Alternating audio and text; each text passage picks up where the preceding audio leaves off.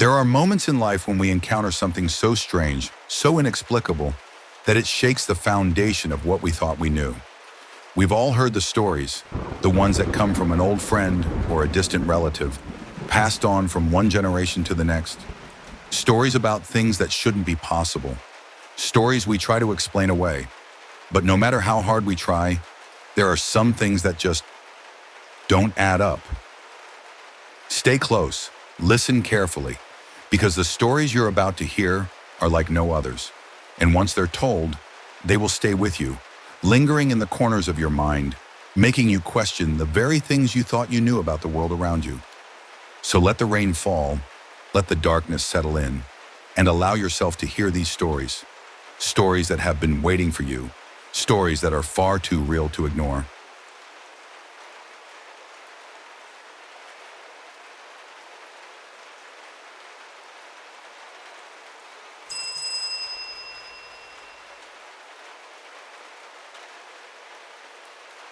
Our first story takes us to a quiet town in the heart of the Midwest, where urban legends are a part of everyday life. But one legend stands out among the rest: Whispering Road.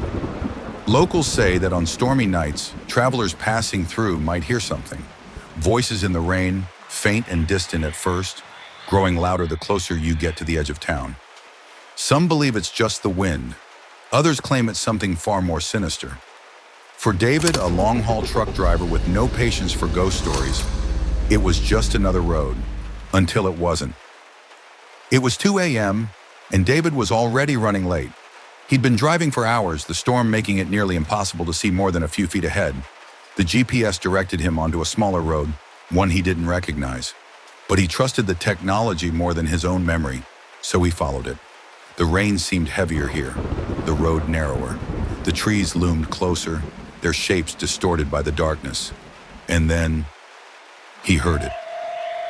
At first, he thought it was static on the radio, but when he reached to adjust the dial, he realized the radio was off.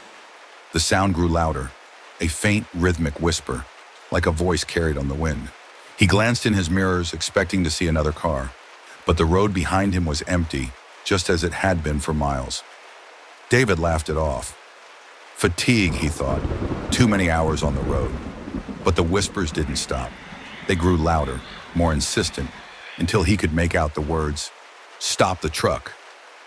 The woman stood in the middle of the road, her dress clinging to her body, her hair plastered across her face. David slammed on the brakes, the truck skidding slightly on the wet pavement. When it came to a stop, she was gone. Shaken, he stepped out of the cab, the rain soaking him instantly. He looked around, calling out into the darkness, but there was no answer. And then he saw it, a single handprint on the truck's hood, fresh and dripping with water. It was small, almost childlike. He didn't wait to investigate further. He climbed back into the truck, locking the doors behind him. But as he started to drive, the whispers returned, louder than ever. And this time, they weren't outside the truck. They were inside. David didn't dare look in the mirror, but he could feel it. Something was in the truck with him. The air grew colder, his breath visible in the dim light. The whispers turned into screams, and then silence. When he finally looked in the mirror, he saw her, the woman from the road, sitting in the passenger seat, staring at him with empty eyes. The truck was found the next morning, parked at the edge of a ravine. David was inside, unharmed but unresponsive, his eyes wide with terror. To this day, he refuses to speak about what happened that night, but the locals have their theories. They say Whispering Road takes its toll, and if you hear the voices, it's already too late.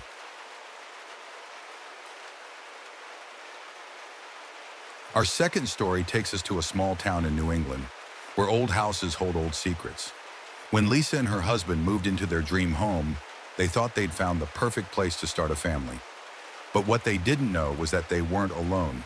Something, or someone, had been there long before them, and it wasn't ready to leave. It started with small things, items disappearing, faint noises in the night. At first, Lisa thought it was her imagination, but when she found the first note, written in shaky handwriting and tucked inside an old book in the attic, she knew something was wrong. The note read, Don't trust the man in the attic. Her husband dismissed it as a prank left by the previous owners, but Lisa couldn't shake the feeling that someone or something was watching her. She started hearing footsteps overhead at night, even though the attic was locked. And then, one evening, she found the door open. When Lisa reached the attic, it was empty, or so she thought. But as she turned to leave, she saw it, a pair of eyes staring at her from the darkness. She screamed, dropping the flashlight, and when she picked it up, the eyes were gone. But in their place was another note, pinned to the wall with a rusty nail. It read, "He's always been here." And the next day, they moved out of the house, leaving everything behind. To this day, the attic remains locked, and no one who has lived there since dares to open it. The house sits empty now, the windows dark, but neighbors say they still hear footsteps at night, echoing through the attic.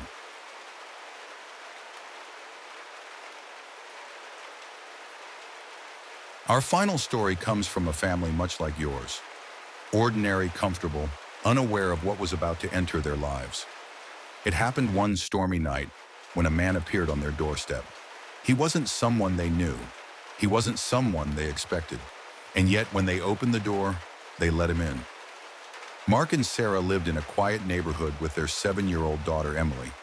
It had been raining all day, and by the time the clock struck 9 p.m., the storm outside had become relentless. Thunder rolled across the sky as the family gathered in the living room, the soft glow of the television lighting their faces. They were halfway through a movie when they heard it, a knock at the door. Mark paused the movie, exchanging a glance with Sarah. They weren't expecting anyone, especially not in this weather. The knock came again, louder this time, more urgent. Reluctantly, Mark got up and made his way to the door, peering through the peephole. On the other side stood a man soaked from the rain, his hair plastered to his face. He was holding a small bag and his expression was unreadable. The man introduced himself as Daniel. He said his car had broken down a few miles up the road and that he'd been walking in the rain for hours looking for help. He looked harmless enough, middle-aged, polite, with an air of desperation that tugged at their sense of empathy. Sarah hesitated, but Mark invited him inside, offering him a towel and a place to sit. Emily peeked around the corner, watching the stranger curiously. Daniel thanked them profusely, saying he just needed to make a phone call and wait for the rain to ease up. But there was something about him that felt off. Sarah couldn't put her finger on it, but as Daniel settled into their guest room for the night, she found herself locking every door and window in the house, just in case. At first, everything seemed normal. Daniel stayed in the guest room, the sound of the storm masking his presence. But as the hours stretched on, Sarah started to notice things that didn't add up. The way he moved through the house, as though he already knew its layout. The way he stared at Emily, his gaze lingering just a little too long. And then there were the noises, soft, almost imperceptible sounds coming from the guest room in the middle of the night. At 2:47 a.m., Sarah woke up.